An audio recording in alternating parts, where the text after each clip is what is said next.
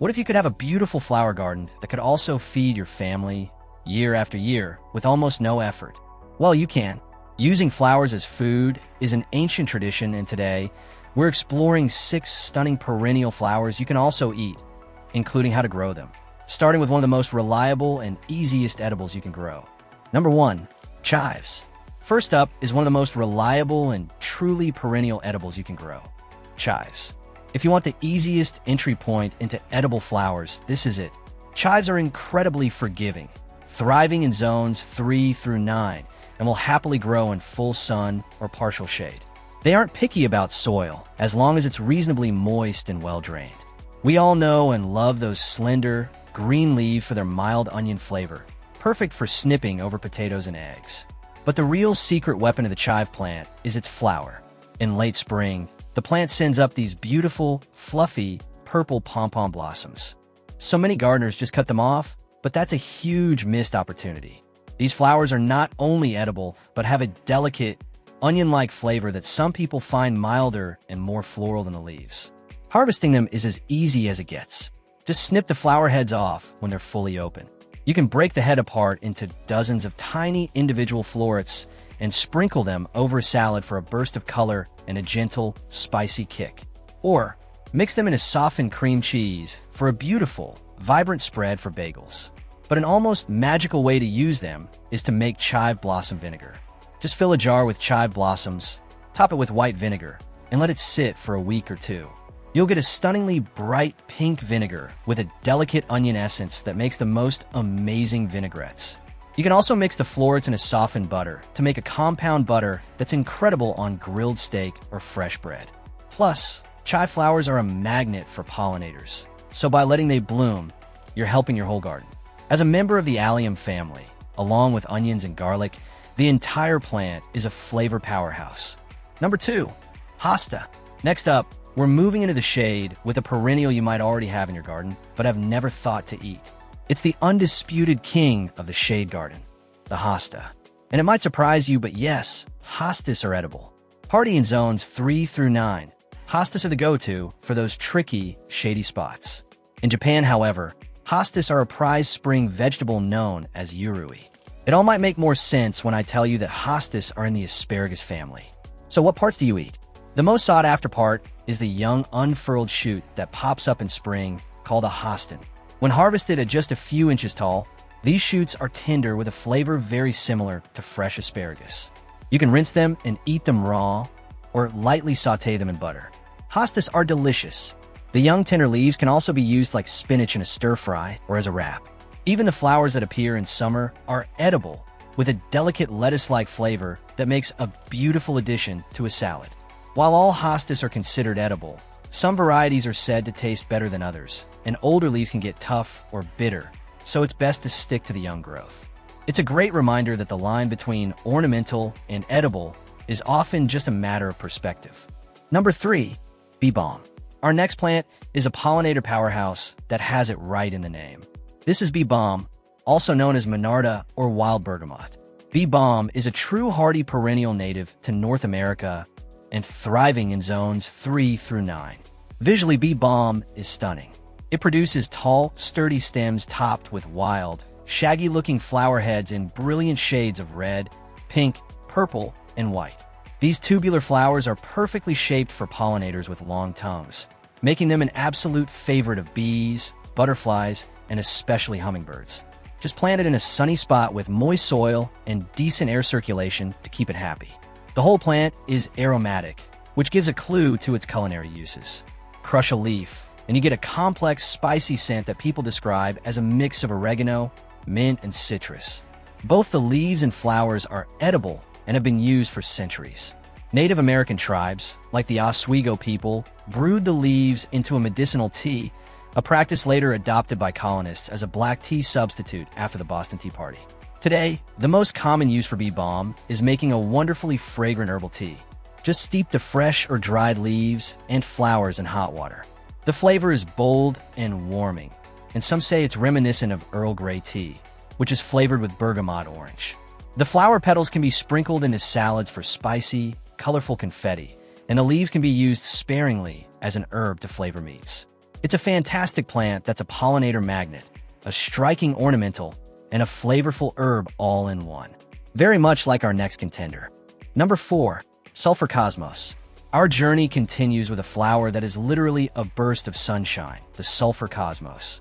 With its fiery petals of brilliant orange, yellow, and red, this plant is a total showstopper. Now, I know the title says Perennial, so let me be perfectly clear. Sulfur Cosmos is technically an annual, but it's what we here at the Herbal Discovery Channel like to call an honorary perennial. It self-seeds so reliably that once you plant it, you'll likely see it come back every year, a welcome volunteer that asks for no extra work from you. It's the perfect gateway plant for getting into edible flowers.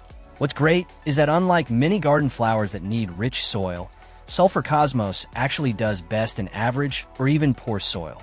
Just give it a spot with full sun and don't fuss over it. In fact, if you fertilize it too much, you'll get more leaves than flowers, and we're definitely here for the flowers. It's drought tolerant once it's established, and it's a powerhouse for attracting beneficial insects, butterflies, and bees. So now for the fun part. What does it taste like? The petals of Cosmos sulphureus are the edible part, and they have a surprisingly zesty, almost peppery or slightly bitter flavor. It's not something you'd eat a whole bowl of, but its taste and incredible beauty make it a fantastic garnish. Imagine sprinkling those vibrant petals over a fresh green salad. It's an instant upgrade. You can even freeze them in ice cubes for a fabulous twist in summer drinks. In some traditional cuisines in Thailand and Indonesia, the flowers and even young shoots are used in salads and teas. The name Cosmos comes from the Greek word cosmos, meaning harmony or order, supposedly given to the plant by Spanish priests who saw the universe's harmony in its perfectly ordered petals. So you're not just planting color, you're planting a piece of history. But just remember, be sure of your identification. While other Cosmos varieties exist, Cosmos sulphureus is the best documented and most widely used edible species. Number 5. Borage. Next on our list is a plant with flowers so stunningly blue they almost look unreal. This is borage, also known as starflower. Like Sulfur Cosmos, borage is an annual that self-seeds so prolifically it acts like a perennial. Plant it once, and you'll probably have it for years to come. Borage is an ancient herb from the Mediterranean region, historically associated with courage and happiness. It grows about 2 to 3 feet tall with fuzzy, gray-green leaves and a cascade of these incredible 5-petaled, bright blue, star-shaped flowers. Growing it is a breeze. It loves full sun and well-drained soil. But a huge reason to plant borage is for the bees. It produces a massive amount of nectar, making it one of the best plants you can grow to support your local pollinators. In the kitchen, the flowers are the real prize. They have one of the most delightful flavors in the plant kingdom, a clean, crisp, unmistakable taste of fresh cucumber. This makes them a perfect garnish. Toss them in a salad for a surprising burst of cool flavor and brilliant blue. They're famously used to garnish summer drinks like a Pim's cup, where you can freeze them into ice cubes for an elegant touch in a simple glass of water. Now, a word of caution on the leaves. While the young leaves are also edible, they contain small amounts of liver-toxic compounds called pyrrolizidine alkaloids, or PAs. Current safety advice is pretty strict, and some authorities recommend limiting or even avoiding the leaves, especially for children or those with liver issues. So, stick with the beautiful cucumber-flavored flowers. They are considered the much safer and more popular choice. Number 6. Daylily. For our final plant, we have a true culinary superstar that's often overlooked in Western gardens, the daylily. Hardy, vigorous, and almost indestructible, daylilies are a dream for lazy gardeners, thriving in zones 3 through 9 in everything from full sun to part shade. Before we go any further, we must give a critical safety warning. We're talking about daylilies from the genus Hemerocallis. We are absolutely not talking about true lilies from the Lilium genus. Many true lilies like Easter lilies or the tiger lilies they're sometimes confused with are toxic and should not be eaten. Daylilies grow from tuberous roots with a fountain of long leaves at the base, while toxic true lilies usually grow from a scaly bulb and have leaves running up a central stem. Be sure you are 100% certain of your identification. With that out of the way, let's talk about why daylilies are so amazing. The name Hemerocallis means beauty for a day in Greek because each flower only lasts one day. But a single plant produces so many buds that you get a continuous show for weeks. In many Asian cuisines, almost the entire plant is used. The unopened flower buds are a delicacy known as golden needles when dried and have a crisp texture with a flavor like a cross between green beans and asparagus. You can sauté them, steam them, or toss them into a stir-fry. The open flowers are edible too, with a mild, slightly sweet vegetal taste. You can tear the fresh petals into salads, or even stuff the whole blossoms with a savory filling, then batter and fry them like squash blossoms. However, another important caution. Some people experience stomach upset like diarrhea or vomiting after eating daylilies, especially when raw. It's a good idea to start with just a small cooked portion to see how you react. The common orange ditch lily, Hemerocallis fulva, is the one most often used in cooking, but even with this variety, it's best to proceed with caution. How to grow and harvest safely.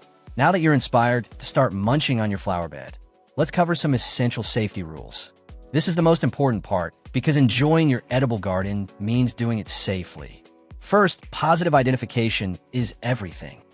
Only eat plants you can identify with 100% certainty. As we discussed with daylilies, many plants have toxic lookalikes, so when in doubt, leave it out. Second is the source. Only eat flowers you know are grown without chemical pesticides or herbicides. Never eat flowers from a florist or conventional garden center, as they're often treated with chemicals not safe for consumption. Also, avoid harvesting from roadsides due to pollutants. Your own organic garden is always the safest bet. Third, when trying a new edible flower, start small. It's always possible to have an allergy or sensitivity. This is especially important for plants like daylilies, where some people report stomach upset. Eat just a small amount, preferably cooked, and wait to see how your body reacts. Finally, be mindful of specific plant risks. With borage, for example, stick to the flowers to avoid the alkaloids present in the leaves. So there you have it, 6 beautiful, hardy, and delicious plants that can transform your garden. What are your favorite edible flowers? Is there one from this list you're excited to try? Let us know in the comments below. Thanks for watching, and happy gardening!